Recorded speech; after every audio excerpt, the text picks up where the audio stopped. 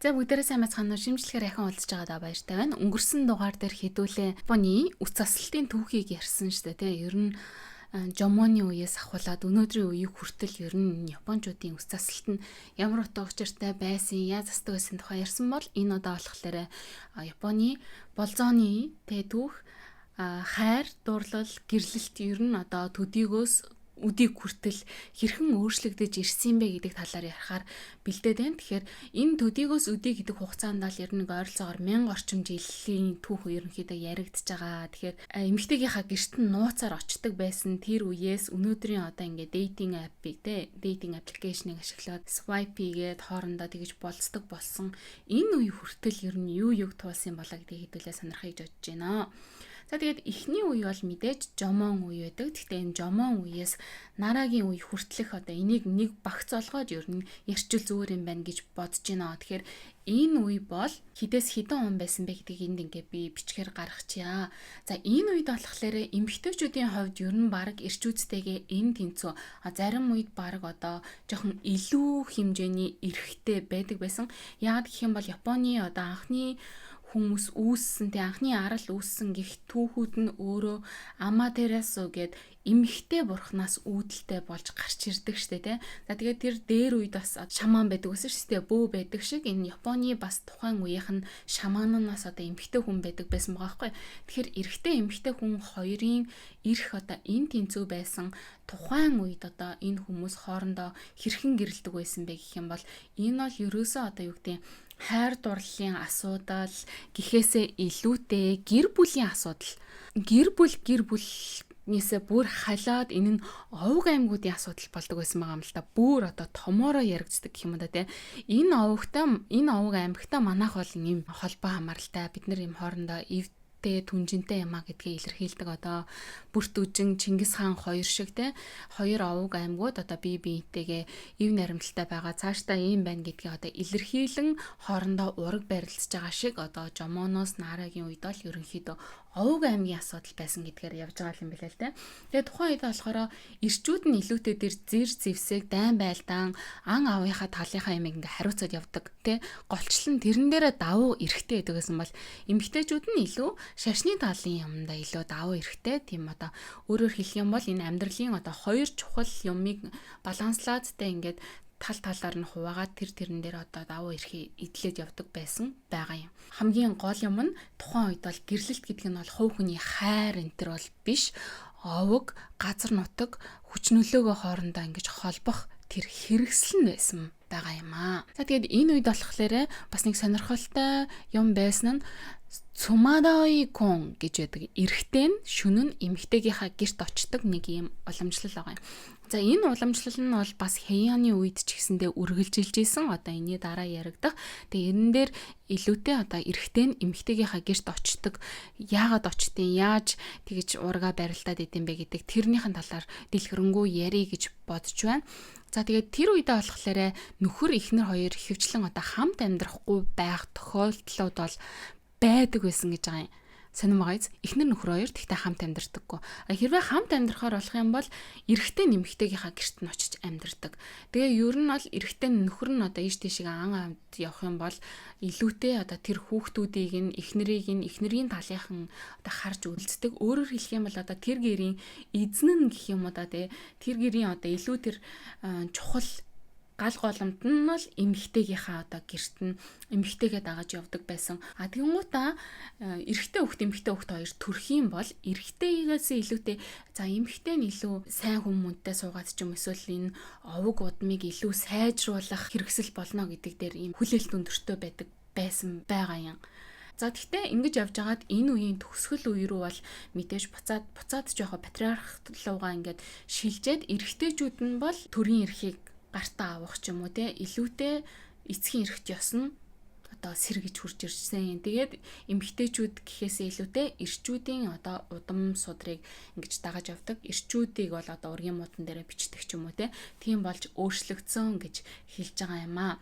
За энэ үед болохоор эрчүүд ч гэсэн эмэгтэйчүүд ч гэсэн аль нь олон их нэртэй, олон нөхөртэй болохыг бол зөвшөөрдөг байсан ийм үе байгаамаа. Тэгэхээр энэ үед бол одоо бидний бодож байгаа гэр бүл гэдэг ойлголт чинь шал өөр ойлголт байсан гэж хэлж болохоор байсан байгаа байхгүй юу те. За энэс хойшоогоо бол бид нарын сайн мэддэг Heian юу ярьж байгаа. Өмнөх одоо үсний тухай бичлэгэн дээр хэлжсэн маш урт үстэй эмэгтэйчүүдтэй байдаг байсан. 12 давхар кимоно өмсдөг байсан үе гэдэг жааш те. За энэ үед бол одоо эмэгтэй юуны Япончуудын тэр болзоо болон одоо гэрлэлтийн хувьд бол илүү тийм романтик үе илүү шилжиж орж ирсэн гэж хэлдэг. Гэхдээ романтик байла гэд бас л одоо гэрлэлт бол одоо эхнэр нөхөр хоёр те хувь хүний асуудал гэхээсээ илүүтэй гэр бүлийн асуудал. За ядчил одоо овог аймгийн асуудал гэхээсээ илүүтэй гэр бүлийн асуудал болоод арай ингээд хумигдаж ярьж байгаа юм л да. За энэ Heian гэдэг бол 794-өөс 1185 оныг хэлж байгаа. За энэ үед бол эрэгтэйчүүд нь бол олон их нэртэй, олон эмэгтэйтэй байх нь хэвийн үзэгдэлэдэг байсан. Харин эмэгтэйчүүд бол олон нөхөртэй байхыг бол зөвшөөрдөггүй болчихсон байгаа юм. Энэ үед бол тэгэхээр энд бол эцгийн эрэгтэй ёс бол ямархуу хүчтэй болж ирснийг та бүхэн харж байгаа болов уу гэж бодож байна.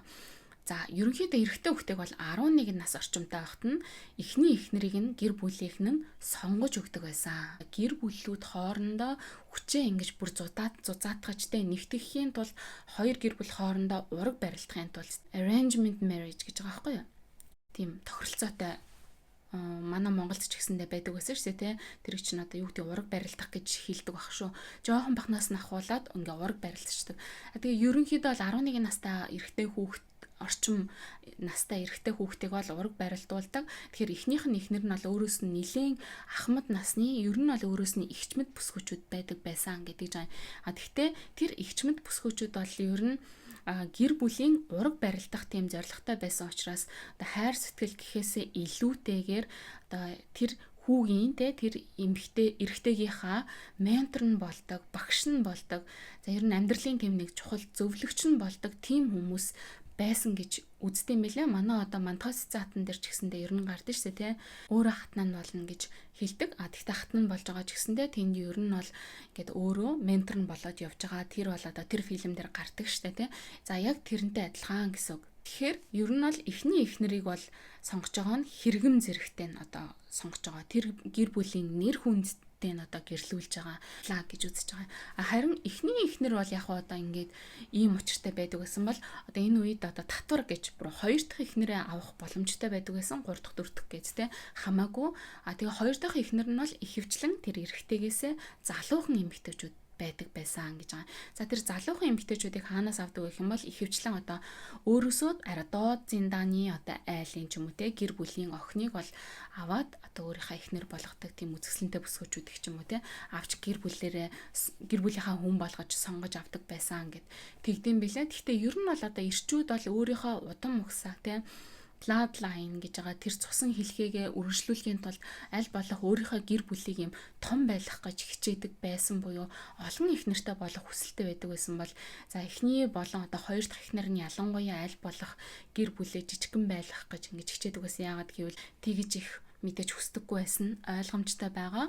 Эрэгтэй хүүхэдтэй айлын гэр бүлүүд ер нь тийм жоохон баян айлын аль эсвэл нэлээд тийм өндөр нэр хүндтэй айлын охтуудтай хүүгээ суулгах чин хүсэлтэй байсан гэдэг юм билээ. Тэгээд эрэгтэй нь бол одоо тэр хэрэгэм зэрэг юм humаа ингээд аваад явах үүрэгтэй бол эмэгтэйчүүд нь бол одоо ар гэрийнхаа эстетик гэж одоо хөнгөн хэлчих болохгүй байна.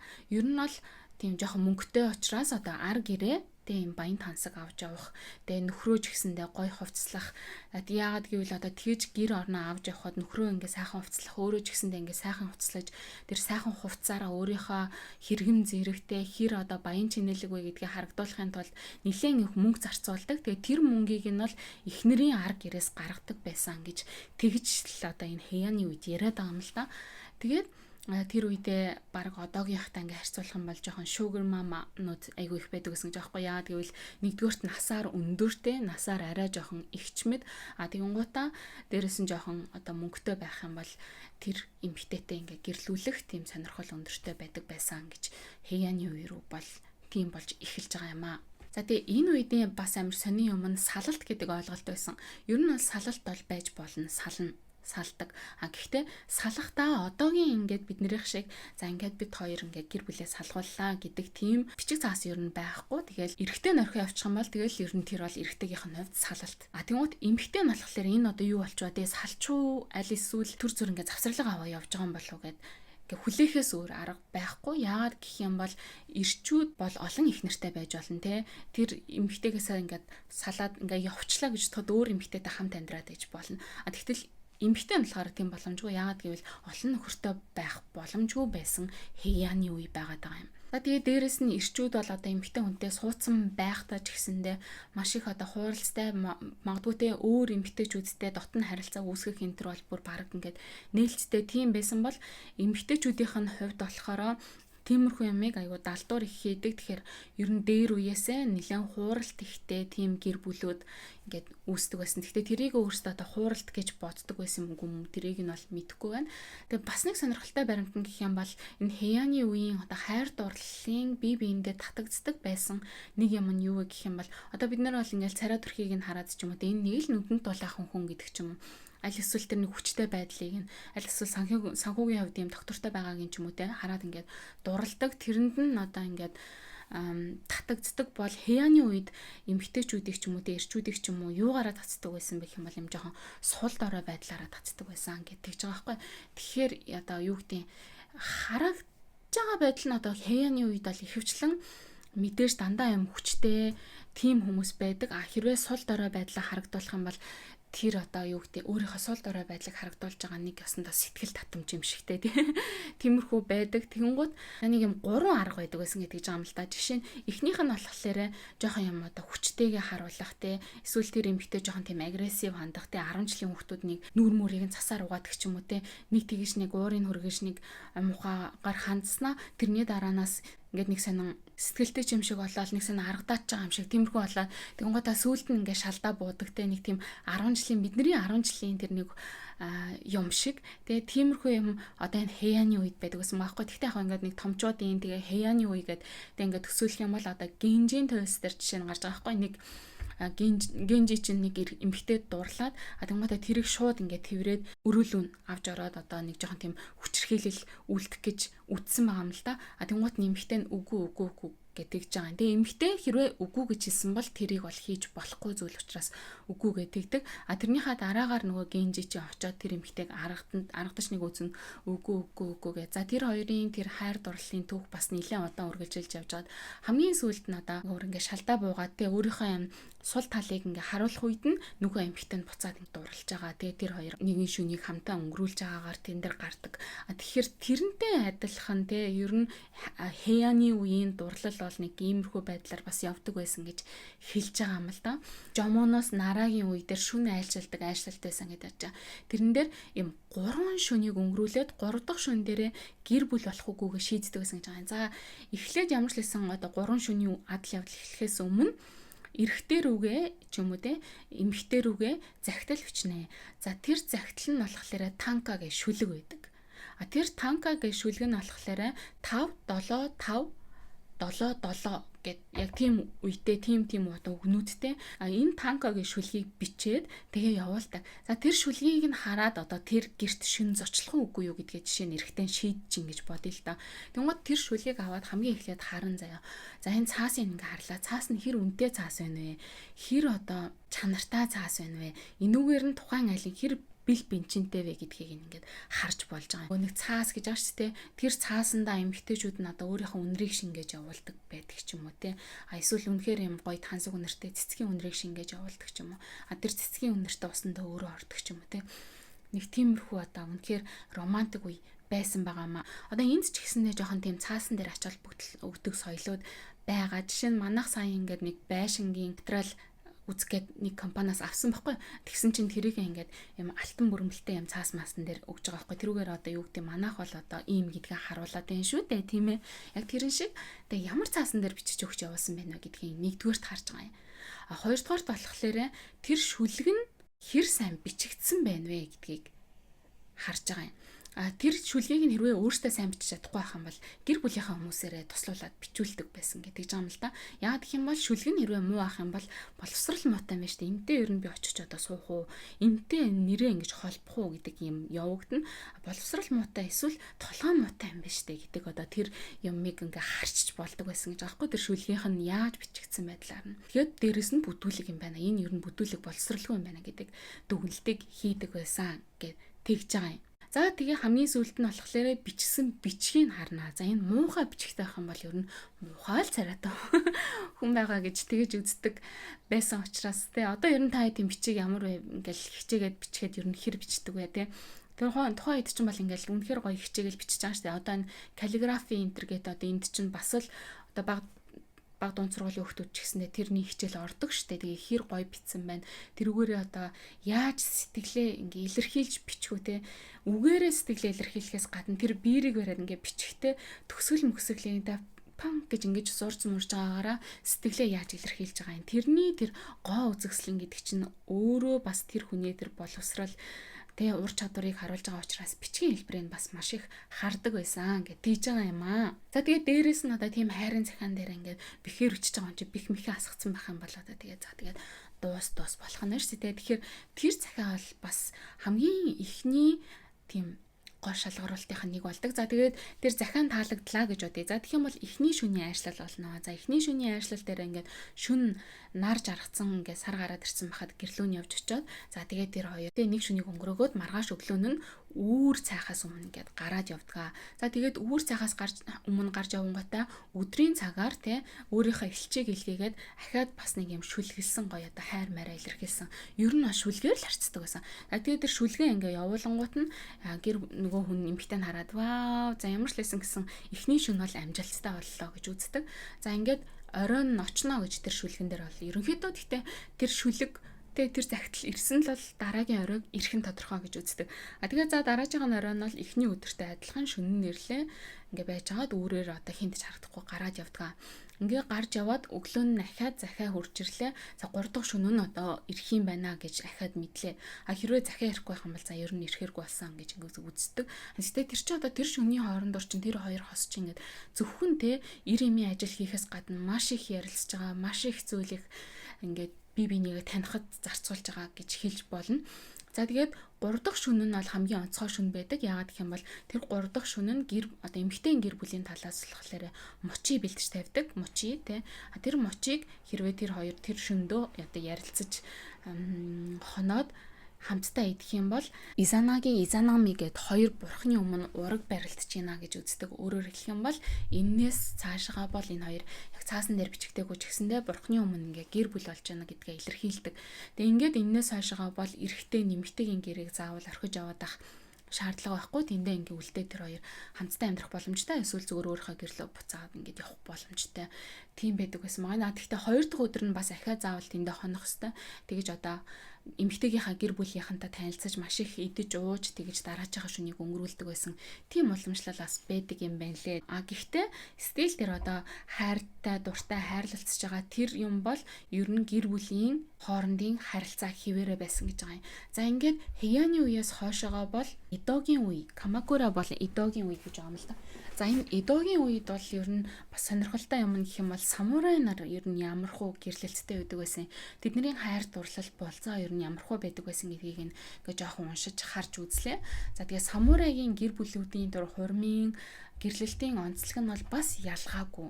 Ер нь бол одоо гэр бүлүүд хоорондоо ураг барилдах буюу тэр гэр бүлийг улам одоо юм хүчтэй бат бих болгох тэр хэрэгсэл бол гэрлэлт байсан. Тийм учраас бас л бага наснаас нь ахуулаад ч юм уу те ер нь бол за энэ хоёр гэр бүл хоорондоо ураг барилдахын тулд энэ хоёрыг одоо гэрлүүлнэ гэдэг тийм юм байдаг байсан. Тэгэл ихэвчлэн бас эрэгтэй нь арай жоохон бага, эмэгтэй нь арай жоохон тэ насаар одоо ахмаг байх тохиолдлууд маш их байдаг байсан.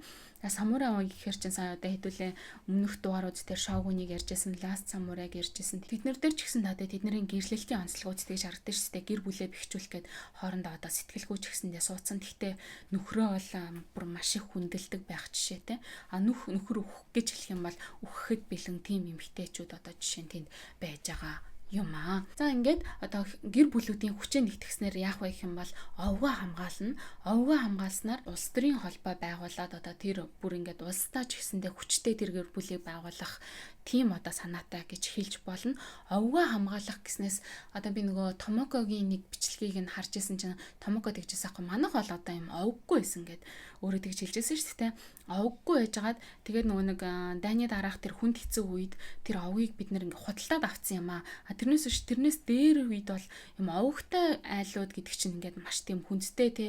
Одоо өөрөөр хэлэх юм бол ийм одоо өндөр зэрэглэлийн тийм айлууд байдаг байсан. Тэгэхээр тэр овгийг бол манайх худалдаж авч ирсэн юм аа гэд өөрөө тэгж ярьжсэн шүү дээ. Тэрэн шиг энэ овгийг те цааш бацтгаж авч явах тэр гэр бүлийг те улс төрийн хэмжээнд ч гэсэндээ хүчтэй нөлөөтэй гэр бүл болохын тулд энэ гэр бүл гэдэг чинь бас л адилхан хэрэгсэл байсан хിവэрэ байгаа юм аа. Тэгэхээр энэ үед бол хайраар гэрлэх нь бол тийм чухал биш ээ. Тэрний оронд бол одоо аав ээжүүдийн ураг барилдуулсан тэр одоо зуучилсан гэрлэлт гэх юм уу те. Тэр бол одоо хамгийн ухаалаг сонголт гэдэг дээрээ байсан байгаа юм аа. Самурайгийн гэрлэлт бол одоо энэ Эдогийн үед ер нь тиймэрхүү хിവэрэ байсан бол жоох энгийн ард иргэдийнх нь хувьд болохоор одоо өмнөхийгөө бодох юм бол арай жоох ингээд суларч ирсэн буюу бас жоохон романтик соёл дэлгэрч эхэлсэн байгаа юм л да. Энд нь болохоор энгийн хүмүүс хоорондоо жоохон ингээд болцож уулзаж эхэлсэн. Өөрөөр хэлэх юм бол заавал одоо шөнийн 3 удаагийн айлчлалаа хийх биш те. Эдогийн үед ч маш олон урлаг соёлын юмнууд бий болж исэн гэж хэлжсэн шүү дээ. Тэрэн шиг цайны газруудад уулзах байдаг ч юм уу, театрт хамтдаа явж уулзах байдаг ч юм уу, аль эсвэл нууцаар уулзах ч юм уу те. Энэ тентхийн агуу шугуу буу юм бургасанд ч юм уу те. Аль эсвэл янзын том фестивалууд маш их болдог шүү дээ. Одоо энэ Японд чинь. За тиймэрхүү фестивалууд дээр тааралдаж болцох байдаг ч юм уу те. За тэр болцооны арга хэрэгслүүд бол одоо ч гэсэндээ энэ Японы залуучуудын дунд байдаг. 100 боллоо гэхтээ зуны фестивал гэдэг ингээл ханаби салют энэ төр буудаж байгаа юм дээр бүгдээрээ гой зуны одоо кимоно шиг юката гэж хэлдэг те. Тэрийг өмсөөд ингээд болцож байгаа. Тэр бол одоо нэг сонгодог болцооны арга бол одоо энэ Японд тэр штэ. Эрэгтэй чукатагаа өмс, нэмэгтэй чукатагаа өмсөд хоёулаа ингэж гоё болцож тэр үзэсгэлэнтэй салютыг харангаа амьдралын талаар ярилцах гэдэг ч юм уу. Тийм болцооны арга бол одоо энэ Эдогийн үед дэлгэрчээсэн тийм байх нэ. Тэгээд энэ 1603-аас 1868 оны Эдогийн үеийг бол романс калчер гэж хэлдэг. Тэгээд энэ романс калчер нь бол жинхэнэ бүүн болсон үе бол одоо энэ Эдогийн үе юм байна. За тэгээд энэ үеэс бол одоо энэ хайр дурлалын талаар илүү жоохон чөлөөтэй ярьж эхэлсэн. Зөвхөн одоо өндөр зэрэглэлийн тэгээ дээд зэрэглэлтэй хүмүүс нь ч гэсэн биш, худалдаачид байна уу, аль эсвэл энгийн тариачид ч байна уу те. Илүүтэй энэ хайрын талаар ярьж эхэлсэн гэж ярьдаг. Гэхдээ Эдогийн үеийн бас нэг сонирхолтой юм юу гэх юм бол хайр болон гэрлэлт хоёрыг бол тусдаа ойлголт гэж үздэг байсан. Гэрлэлт гэдэг бол эцэг их төрөл садан те тэдний зүгээс одоо зуушлагдаж ирж байгаа тэр зүйл бол омияи гэж нэрлэдэг. Хайр дурлалын хувьд болохоор ер нь хайрлалцаж дурлалцаад миний сэтгэл ийшээгээ яваад байгаа юм байна штэ. Миний сэтгэл ингэж булиглаад байна штэ гэдгээ жоохон мэддэг болцсон учраас гэрлэж чадаагүй ч гэсэндээ би чамд хайртай юм аа гэдэг одоо тэр мэдрэмжийг авч эхэлсэн үе гэж үздэг юм байлаа л те. Яагаад гэх юм бол тухайн үедээ бас тэр хуучны нийгмийнхэн дарамтан байсан, өр зээл байсан, анги давхаргын ялгаа байсан гэд энэ бүх юмнуудаас болоод одоо хосууд хоорондоо гэрэлж чадахгүйгээс үүдээд те амиа хорлох тийм тохиолдол ч гэсэндээ гарч эхэлсэн гэж хэлдэм байлээ. Тэгээд энэ сэдвэр ч гэсэндээ тэр Ноо театр, Кабуки театрын одоо жүжигүүд маш их гарч агаад тэгээ тэр нь бүр хитрхи олон болоод ирэнгүүтэн засгийн газраас нь хос хоёруудын хайр сэтгэлийг үзүүлээд тэг хамтдаа амиа оруулж байгаа. Тиймэрхүү одоо үзэгдэлтэй жүжигүүдийг бол гаргахыг хориглож исэн хүртэл тохиолдлууд байд юм байлаа. Энэ дээр нөгөө нэг юм ярихаа мартцсан байгаа нь болохоор хоорондоо тэр гэрлэлтийн тийм табу ойлголтууд гэж байсан. Тэр нь ямар табу гэх юм бол за мэдээж бол одоо эцэг их хүүхэдтэйгээ хоорондоо гэрлэх нь бол хориотой байсан. За тэр бол ингээд үнэхээр ойлгомжтой. Харин хойд аав ээж өөрийнхөө одоо дагвар хүүхэдтэй гэх юм уу да тийм гэрлэх нь бол одоо саарл бүс. Ерөнхийдөө жоохон болохгүй те, жоохон хэцүү эвгүй шүү гэдэг тийм юм байсан. Гэхдээ бас бүр ингэж болохгүй бол биш. Гэхдээ өөрийнхөө ах эгчтэйгээ заяа. Үеэл үдтэйгээ гэсэн үг ч те, гэрлэх, төрөл садантайгаа гэрлэх хинтэр нь бол окей байсан гэж байгаа байхгүй юу? Oh my god те. Тэгээ энэ нь бас айгүй сонио. Тэр одоо миний өмнө хэлээд байгаа тэр Изанаги, Изанами гэд хоёр бурхан байгаад байгаа штэ. Эрэгтэй эмэгтэй хоёр бурхан байгаа. Эхнэр нөхөр хоёр байсан.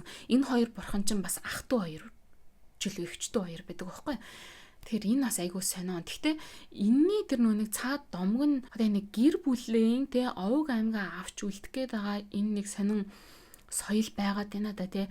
Тэрнийхээ хүрээнд байхгүй юу? Тэр хоёр те хоорондоо гэрлэлээ гэж бодоход тэрнээс одоо төрөх хүүхэд бол угаасаа одоо гений хувьд бол маш хэцүү. Тэр эвгүй шүү дээ. Одоо 100 жилийн ганцаардал дээр гарч байгаа шүү дээ. Тэрэн шиг юм болын шүү дээ. Тийм учраас ер нь бол ингээд гэрлэлтэй одоо холбосон байлаа гэж бодоход арайч одоо хүүхэд мөхцтэй болдог гэсэн бол ямар ч лсэн гэсэн ийм сони юм байд юм байна лээ. Тэгээд би дараагийн дугаартаа бас тэр нэг хоёр бурхныхын талаар ярих гэж бодож чинь. Яагаад энэ хоёр эхнэр нөхөр мөртлөө бас ах эгч хоёр юм бэ? Яагаад энийг ингээд зүгээр бурхан гэж шүтээд байгаа юм бэ гэдэг талаар дараа нь тэгж байгаа нэг сонирхож илүү сайн судалж явж байгаад нэг ярих гэж бодож байгаа. За эргээд хэдүүлээ Идогийнхаа үе рүү орж ирье гэж бодож байна. Тэгээ энэ үед нөгөө нэг ягаад тийм романтик юмнууд үүсээд хүмүүс одоо бие биендээ илүү тийм хайрлаж дурлаж эхэлсэн бэ гэх юм бол цэнгэний газрууд ч юм уу те янз янзын тиймэрхүү соёлууд бас нэлээд орж ирсэн байгаа. Ойран гэж байгаа. Тэр ойранд одоо дурлсан ирчүүд гэдэг ч одоо тоо томшгүй их.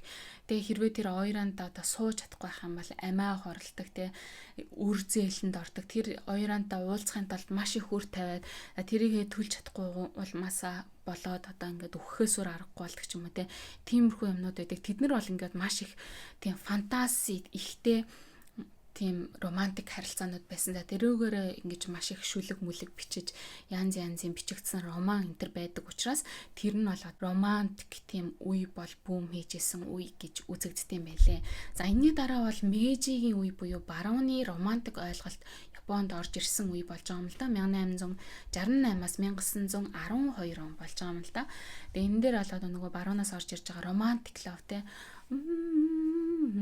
За энэ ч манай анхны яруу бол явчлаа шүү. Барууны нөлөөгөөр модерн wedding орчин үеийн гэрлэлтүүд хүчтэй орж ирсэн. Өөрөөр хэлэх юм бол цагаан даашинзтай хуримлдаг болсон. За дээрээс нь хайртай хүн хайртай хүнтэйгээ хуримлж болдог болсон. Би энийг одоо би чамд хайртай гэж үзэх юм бол тэрийг одоо шууд илэрхийлдэг болдог ч юм уу те. Тиймэрхүү болж эхэлсэн байгаа юм. Зуучлсан гэрлэлт бол хിവэрэ байсан ч гэсэндээ тэр бол ерөнхийдөө заавал гэдэг ойлголт нь хаягдаад илүүтэй за тэ үнэхээр тийм байвал тэгж болно гэдэг юмыг зөвшөөрч эхэлсэн үе гэж байгаа юм л да. Нэг юмыг сануулхад өмнөх үеүдэд ч гэсэндээ одоо ингээд сэтгэл татагдаад хоорондоо гэрлэж байгаа юмнууд байгаа ш. Гэхдээ тэр бол одоо юу гэдэг том одоо хай класс юмнууд дээр бол яригдахгүй. Яагаад гэвэл тэр чинь бол ингээд өндөр түвшний юмнууд болчих жоохгүй. Жирийн арт иргэд нь бол тэгэл одоо хоорондоо тэгэл гайгүй гэрлэл болол явдаг л байсан болов гэж бодож байна. За тэгээд хайр дурлалын одоо романууд, барууны тэр гой зохиолууд тэгээ барууны янз янзын соёлууд, боловсрлууд орж ирсэн учраас залуучуудын дунд одоо тэр нөгөө хүн хайртай хүнтэйгээ гэрлэх ёстой юу? Аль эсвэл одоо гэр бүлийнхаа төлөө өөрийгөө одоо ингээд золих ёстой юу гэдэг ч юм уу те. Тэр асуултыг асууж эхэлсэн үе гэж үздэг юм бэлээ л те. Тэгэхээр ер нь бол Мэйжигийн үе өмнөх ойлголттой хайр дурлал гэдэг бол зүгээр романсаа өөрийнхөө энэ гэрлэлтэн дээр илүүтэй матюр хандаж те гэр бүлээ бодох ёстой гэдэг тэр юмнаас болоод жоохон хайр бол хувь хүний асуудал юм а гэдэг рүү жоохон ингээд орж ирсэн үе нь болж байгаа юм л да. За ингээд энэний дараагийн үе бол Шовагийн үе байгаа. 1926-аас 1989 он гэд энэ үед бол нөгөө дайн байлдаан бас өрнөж байгаа учраас энэ үеийн тэр хайр дурлалын соёл бол бас нэлээд өөр болж эхэлж байгаа. Гэхдээ хайраар гэрлэх гэдэг юм бас нэг жоохон нэлээд ирчийг авсан. Гэхдээ омиаи буюу нөгөө ураг барилтуулдаг тэр ёсон бол бас л хадгалагдчихсэн байгаамаа. Өөрөөр хэлэх юм бол нэг 1960-аад оны үед бол энэ хоёрын харьцаа бол нэг 50-50 орчим хувьтай болцсон байсан гэж үзэж байгаа юм. Дайны дараа бол мэдээж одоо бүх зүйл өөрчлөгдөж байгаа шүү дээ. Энд чинь Японд чинь Америкийн соёл нэлээд ороод ирж байгаа. Эмэгтэйчүүд одоо Америк хүмүүстэй ч гэсэндээ гэрлэх нь маш их ихссэн байдаг ч юм уу те. гэд амьдралын одоо химнэл бүх юм өөрчлөгдөж ирсэн учраас мэдээж тэр романс, Идогийн үеийн нөгөө гоё юм шүлэг те үнэр шингээсэн цаас мас тэд нар бол ерөнхийдөө ингээд за тэр бол хитрхи одоо романс байсан байна. Одоо бол одоо жинхэнэ бодит амьдралтай ингээд тулдаг үе байна гэж орж ирсэн байгаа юм л да. Ингээд 60-аад оны үед бол одоо love marriage буюу анх удаага те өндрийг авч эхлээд ураг барилдуулах гэдэг маань өөрөө баг одоо хүчирхийлэл маягийн болж эхэлсэн байгаа байхгүй. За тэгээд энэ үеэс ахуулаад хүмүүс хоорондоо те янз янзын кафенуудад болцоох, синема те театруудад болцоох, янз янзын гоё паркуудад болцоох, Christmas date хийх те захуудаар явах гэдэг ч юм уу те тийм шин болцооны гоё төрлүүд нэмэгдэж эхэлсэн гэдэг юм байлээ. За ингэж одоо болцож явж иж одоо би энэ хүнтэй гэрлэх үгүй юу гэдгээ шийднэ гэдэг юм чинь одоо энэ Шовагийн үе буюу 1926 оноос хойшоогоо Япон улсад ер нь тогтож эхэлсэн гэж үздэм байлээ. За ингээд энэс хойшоогоо явсаар байгаа л одоо орчин үе болж байгаа юм л да. Орчин үе те одоо Ревагийн үе гэж явж байгаа шүү дээ. Энэ Ревагийн үед бол одоо орчин үеийн болцохтой гэрлэх юм бол одоо яг л бид нарын мэдж байгаа энэ шүү дээ те. Эмэгтэйчүүд нь бол одоо нэлээд насаа явуулж иж гэж байгаа. Одоо ер нь 30-аас хойшоогоо айл болох гэрлэхийг те тэрнээс өмнө ганцаараа үзэх ёстой юмаа үзэж хийх ёстой юмаа хийж те яах ёстой одоо сайн ажиллаж мөнгө цуглуулах, өөртөө баталгаа болгох, нөгөө хүнээ сайн таньж мэдэх, ирээдүйд төрөх хүүхдэд одоо тэр найдвартай орчныг бий болгох гэдэг тийм одоо хит хариуцлагатай тийм гэрлэлтийг ол энд одоо бүтээдэг болсон. Гэхдээ ихэнх нь тэрнээс биш бас залуудаа гэрлээд одоо төрөөд ингэ явж байгаа сайхан амьдарч байгаа хосууд ч гэсэндээ мэдээж байгаа. Гэхдээ Японы одоо орчин үеийн асуудал бол мэдээж нөгөө хүүхэд багасаад байгаа. Гэхдээ нөгөө өмнөх жилүүдтэй харьцуулахад арай багассан болохоос бүр хүүхэд одоо төрүүлэх нь бол бүр ингээд багасаа байхгүй болсон гэсэн үг биш шүү дээ. Тэгээ эндхийн хүмүүс чинь маш болгоомжтой одоо бүх юмыг статистикээр бодож явж байгаа. Өнөөдөр төрсэн хүүхэд 30 жилийн дараах Япон улсыг одоо хамт бүтээлснэ. Тэгтэл 30 жилийн дараах одоо манай болсон хүчин тэ тэр үсрэнгөө хөгжиж явах ёстой манай улсад арай багдах гад байна. Тийм учраас хүүхэд сайн одоо төрүүлэх хэрэгтэй байна гэдэг ч юм уу те. Тэр утгаараа явж байгаа боловч хүүхэд одоо төрөхгүй ш төрж байгаа шүү дээ. Одоо ингээл гадаа гарахт чинь энэ хэв одоо жишээ нь юм гэр бүлүүдэд амьдрахад тийм тохиромжтой хэсгээр зохицуулсан байгаа газарт ингээл дүүрэн л хүүхэд байгаа. Цэцэрлэгийн хүртээмж одоо ингээл хүрхгүй ингээл өчнөө хүүхэд байгаа нэр үнэхээр тэгтээ ер нь бол манай улсыг ирээдүйд одоо босголцох хүмүүс бол бага байна гэдэг утгаараа явж байгаа. За энэ дээр одоо ингээд нэг том лаг юм яриад хүмүүс ороод ирээ шүү. Тэгээд ер нь бол одоо тэр статистик энтрийг нь мэдж байгаа шүү. Тэгээ хос болоод тэгтээ хүүхэдгүй амьдрна гэдэг сонголцтой хосоод хүртэл нэлээд их болсон. Эннээс болоод одоо ганцаардлын өвчнгүүд ч гэсэндээ нэлээд гарч байгаа гэж үздэм байлаа. Дээрээс нь энэ Японд ч н одоо гэрлэх хүнээ олно гэдэг бол маш хэцүү болсон. Яагаад гэх юм бол үнэхээр завгүй амьдралтай энэ нийгэмд хүмүүс хоорондоо танилцаж амжихгүй хаана танилцах юм те. Тэгээ дээрээс нь бүрэг дараах хүмүүс учраас шууд бие биентэйг ингээд танилцахад хэцүү байна гэдэг утгаараа ингээд танилцаж чадахгүй, эхнэр олж чадахгүй байгаа, нөхөр олж чадахгүй байгаа хүмүүс зөндөө их байдаг учраас одоо тэр болзооны аппликейшнуудыг нэлээд ашигладаг болсон. Гэх мэтээр одоо ингээ ганц бие хүмүүсийн эзлэх хувь бол одоо Японд бол маш өндөр болсон гэж. Тэгэл нэг иймэрхүү байна да. Тэгээд ер нь бол Японы орчин үеийн одоо хоорондоо болцох соёлууд бол тэгэл зөндөө л байна да. Гэхдээ би одоо өөрөө бас энэ Японд тэгж амар Япон хүнтэй болцчихсэн ч юм уу туршлага байхгүй учраас те ер нь ингээд харахад бол залуучууд бол нэг их тийм ил тод болцоод байдаггүй. Янз янзын кафе, тийм гоё газруудаар хамтдаа их явдаг. Валентиныг тэмдэглэн, Валентинаар эмэгтэйчүүд нь ирчүүдтэй шоколад өгдөг. Дараагийн 3 сарын 15-нд нь ирчүүд нь буцаад тэр эмэгтэйтэй сэтгэлтэй бол одоо White Day гэдэг одоо буцаага шоколад өгдөг байдаг ч юм уу те. Тиймэрхүү ингээд нэг тийм хайр дурлалын юмнууд нь байна. Ирчүүд нь эмэгтэйчүүдтэй одоо хотын төмөөр танилцахдаа намба гэдэг нэг юм хийн. Тэр нь зүгээр ингээ бараг таарлцсан эмэгтэй болгон дээр очиж чи өөр юм чамтай танилцмаар энэ төр гэж тэгэж одоо өддөг ч юм уу те. Жомоны үе, нарагийн үе, хэйяны үед нөгөө эрэгтэй эмэгтэй дээр хурцраад ингээд нэг шөнийг өнгөрүүлжлэх ч юм уу те. Ингэж асуухт нөгөө эмэгтэй нь үгүй гэсэн бол үгүй гэдгийг шууд ингээ хүлээж авдаг шиг. Одоо ч гэсэндээ одоо тийм намба хийж байгаа залуус малаас үгүй гэх юм болоо за ойлголоо гэд ингээд явцдаг. Тиймэрхүү соёлтой хойноос нойтон хамуу шиг дагаад идэггүй энэ төр гэж хүмүүс бас ярьдаг. болдгийг. Тэр нь ч гэсэндээ бас үнний ортой. За тэгээд нэг иймэрхүү байна да. Тэгээ мэдээж энэ сэдв бол өөрөө маш том сэдв учраас олон хуваахаар бас жоохон уйтгартай олчих байх гэж бодоод чухал мэдээллүүдийг нь одоо базаад хүргэлээ. Тэгээд энэний талаар бас өөр гоё мэдээллүүд мэдж байгаа хүмүүс ахын бол бусдаагаа хуваалцаад комент хэсэгт бичээрэй та хэд маань. За тэгээд иймэрхүү байна. Та хэд маань бас хүсэх юм бол миний Instagram хаягийг дагаарай. Тэгээ нэг Instagram дээр болохоор би дандаа хүүхдүүдийнхаа зургийг оруулдаг учраас жоохон closed байдаг. Тэгээ яг тэрэн дээр ингээм хуурамч хаяг маягнуудыг авдаггүй байгаа юм. Тэгээ тийм учраас шинэ хаяг нээсэн. Тэрийг маань хэрвээ даахыг хүсэх юм бол энэ хаягаар дагаарай. За тэгээд хэдүүлээ эх 7 өдрийнхөө бичлэгээр иргэн уулзтлаа. Түр баяртай.